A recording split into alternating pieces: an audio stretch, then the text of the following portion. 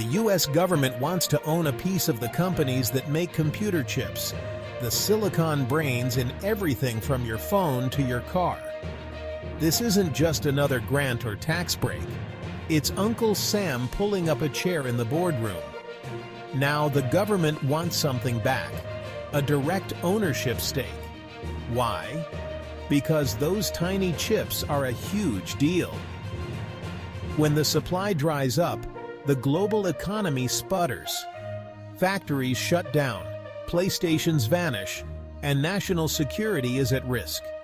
The Commerce Department is leading the charge, controlling $52 billion to bring chip manufacturing back home.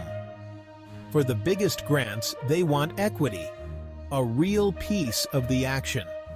If Intel or Micron profits, a slice could go straight to the US Treasury. Wall Street and Silicon Valley are watching closely. If this sounds strange, that's because it is. For most of its history, America's government played referee, not competitor.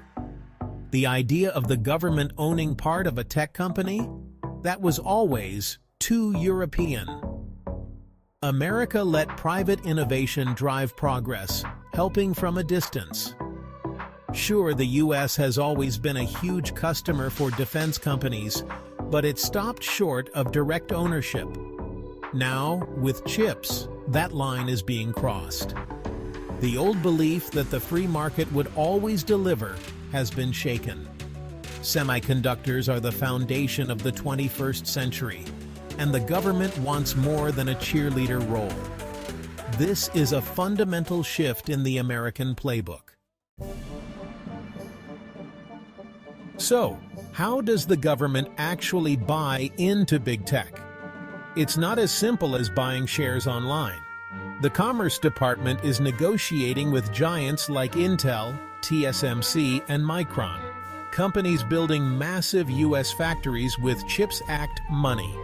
The deal: if you want big government funding, Uncle Sam wants a piece of the upside. The government has options.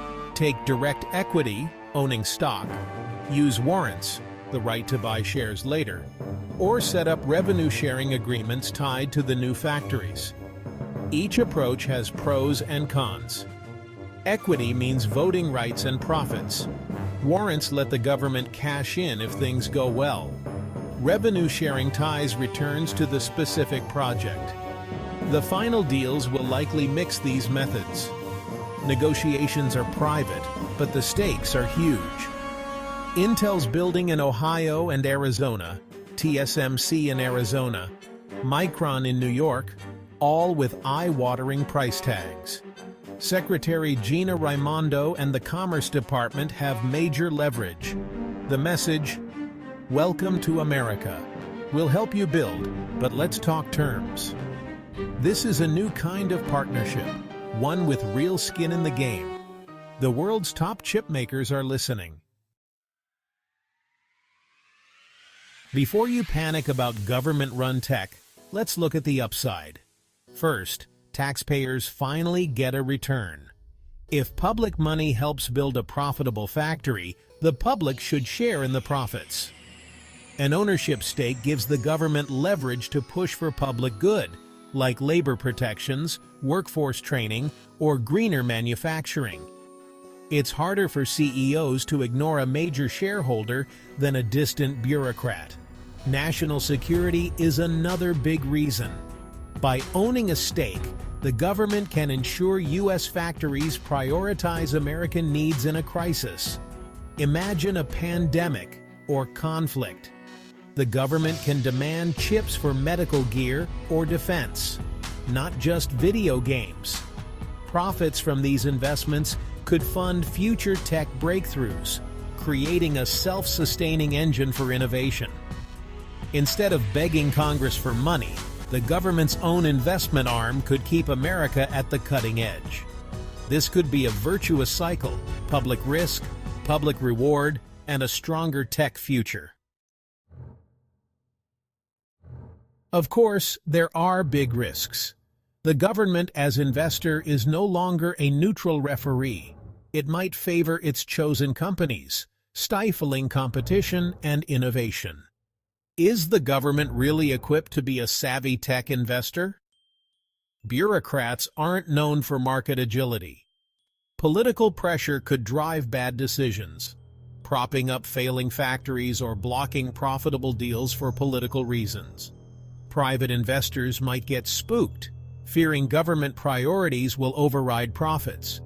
If investors bail, companies could struggle to raise capital. And what's the exit plan? If the government sells its stake, it could crash the stock price. If it holds on, it risks creating zombie companies. History is full of messy, politically charged government exits. There's no easy answer for how to do this right. This isn't the first time the government's gotten involved in business. In the 1980s, the U.S. helped create Semiconductors, a research consortium to help American chipmakers fight off Japanese competition. The government funded it, but didn't take direct ownership. It worked. By the 1990s, U.S. chipmakers were back on top. The lesson: government can be a powerful catalyst, uniting an industry to solve big problems. Fast forward to 2008, the financial crisis. The government took equity stakes in banks and automakers through TARP. This time, it was about emergency rescue, not innovation. The Treasury eventually sold its shares and even made a profit, but the political backlash was fierce. Government motors became a punchline, and the public resented bailing out companies that caused the mess.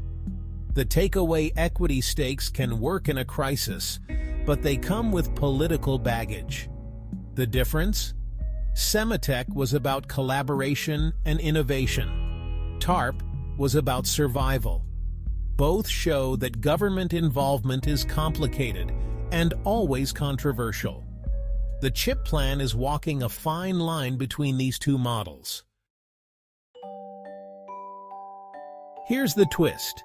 This chip policy has rare bipartisan support. Progressives see it as a way to make capitalism fairer.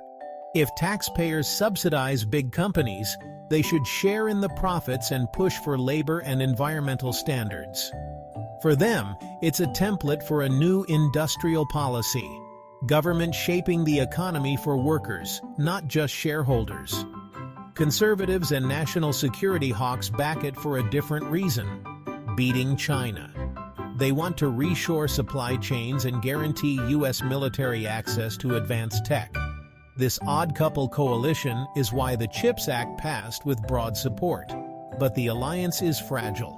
Once the details emerge, the consensus could crack. For now, both sides want the factories in America, even if for very different reasons.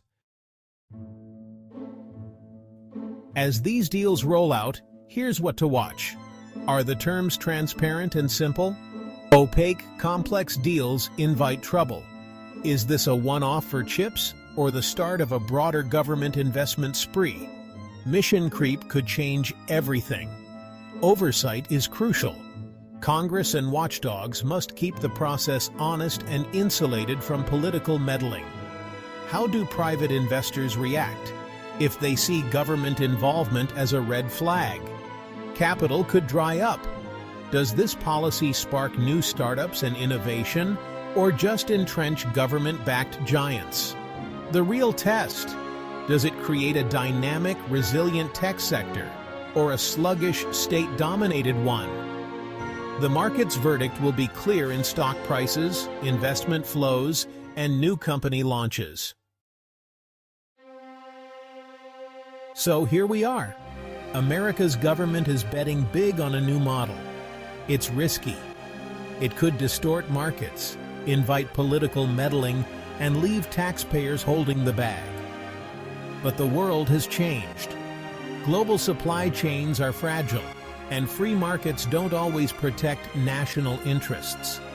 Maybe a direct stake is the only way to secure critical industries and ensure public money gets public rewards. This is a high-stakes gamble. Can the U.S. government be a smart, disciplined investor? The outcome depends on the details, deal terms, oversight, and resisting political temptation. This isn't just about chips, it's about redefining American capitalism for a new era. Grab your popcorn, because we're all about to find out.